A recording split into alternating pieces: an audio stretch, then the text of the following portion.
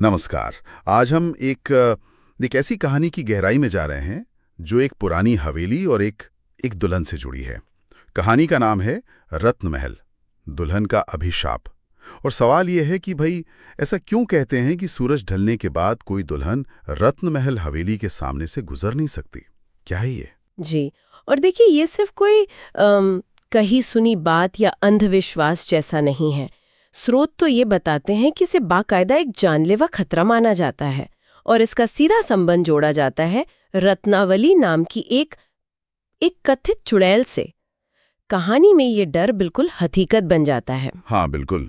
और कहानी का जो केंद्र है वो त्रिशा नाम की एक नई दुल्हन है। उसके साथ जो हुआ उससे ये मान्यता जैसे और पक्की हो गई। बात शुरू होती है वेदेही नाम की एक पात्र की घबराहट से। वो काफिले से कहती हैं, अरे जल्दी चलो, हमें सूरज डूबने से पहले घर पहुंचना है। हाँ, उनका डर बहुत साफ है और खासकर रत्न महल को लेकर।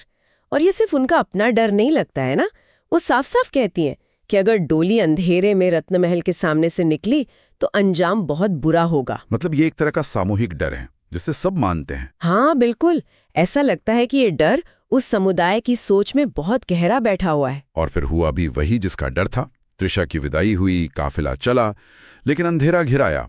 और जैसे ही वो रत्नमहल हवेली के पास पहुंचे, वैदेही ने सबको रोक दिया। हाँ, रोक दिया। कहा कि अब हवेली के सामने से जाना खतरनाक है। और यहीं से मामला थोड़ा और पेचीदा हो जाता है। पेचीदा कैसे? मतलब उन्होंने सिर्फ चेतावनी दी? नहीं, सिर्फ चेतावनी नहीं, उन्होंने कुछ किया भी। वो त्रिशा को पास के एक पुराने, शायद वीरान से शौचालय में ले गई। क्या? शौचालय में? क्यों? हाँ, और फिर उसके सारे गहने उतरवा दिए, बिल्कुल सारे। अच्छा, गहने भी? जी। और फिर उसे एकदम सादी सी खादी चादर में लपेटा और हुक्म दिया कि डोली से उतरो और पैदल चलो। पैदल? गहनों के बिना? सादी चादर में? और त्रिशा ने मान लिया बिना सवाल किए? हाँ, यही तो सबसे हैरान करने वाली बात है। त्रिशा ने कोई सवाल नहीं किया, बस चुपचाप मान लिया। तो क्या उसे भी खतरे का अंदाजा था, या वो वैदेही के डर से या अधिकार से चुप रह गई? कहा नहीं जा सकता, पर सोचने वाली बात यह है कि ये सब क्यों किया गया। क्या ये उसे बचाने की कोई तरकीब थी? मतलब गहने उतारना, सादे कपड़े, पैदल चलना, क्या ये उसे दुल्हन की पहचान से छुपाने का तरीका था, ताकि वो बुरी नजर या शक्ति उसे पहचान ना सके? हो सकता है। लोक कथाओं में अक्सर ऐसा होता है, पहचान छुपाना, कीमती चीजें हटाना, बुरी ताकतों को धोखा देने के लिए। लेकिन सवाल वही है, क्या ये सिर्फ अंधविश्वास था या किसी असली खतरे से बचने का तरीका था जिसे अलौकिक रंग दे दिया गया? क्योंकि जो हुआ वो इन सब सावधानियों के बावजूद हुआ। हाँ बिल्कुल। जैसे ही वो लोग पैदल हवेली के सामने से गुजरे, त्रिशा गायब हो गई, एकदम हवा में जैसे। गायब? बिल्कुल गायब। हाँ, लोगों में चीख पुकार मच गई। कोई चिल्लाया, मेरी बहू हाय चुड़ैलों से ले गई।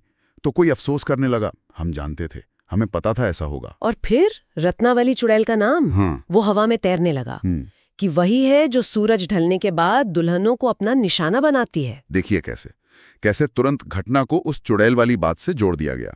जी, ये दिखाता है कि डर कितना पक्का है और कैसे ऐसी घटनाओं को समझने के लिए लोग पहले से बनी बनाई मान्यताओं का सहारा लेते हैं। तर्क वगैरह की गुंजाइश ही नहीं बचती जैसे। और कहानी का अंत तो बहुत ही भयानक है। अगले दिन त्रिशा की लाश मिली, पास के एक पेड़ से लटकी हुई। ओह। हाँ, और बताया जाता है कि उसके बाल पेड़ की टहनियों में बुरी तरह उलझे हुए थे। उफ, ये उलझे हुए बाल वाली बात, ये कहानी में एक और अजीब सी परत जोड़ती है। क्या ये सिर्फ डरावना बनाने के लिए कहा गया, या ये किसी संघर्ष का निशान था, या किसी अमानवीय हमले का संकेत? हाँ, या फिर क्या ये किसी ऐसी हिंसा की तरफ इशारा है जिसका करने वाला शायद कोई इंसान ही हो और उसे चुड़ैल की कहानी के पीछे छुपा दिया गया हो? स्रोत इस पर कुछ नहीं कहता। बिल्कुल, स्रोत यहाँ चुप है। तो ये रत्नमहल हवेली और उससे जुड़ी मान्यता, ये सिर्फ कहानी नहीं रही, ये एक डर बन गई। और त्रिशा की मौत ने जैसे उस डर पर मोहर लगा दी।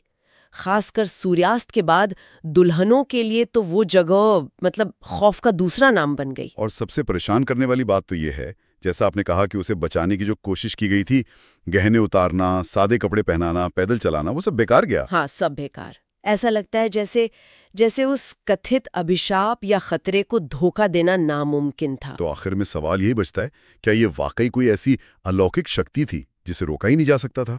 या फिर त्रिशा के गायब होने और इसकी मौत के पीछे कोई अनदेखी कहानी है जिसका जिक्र हमें मिले स्रोतों में है ही नहीं। हाँ, और शायद यही सवाल इस कहानी को इतना रहस्यमयी और डरावना बनाता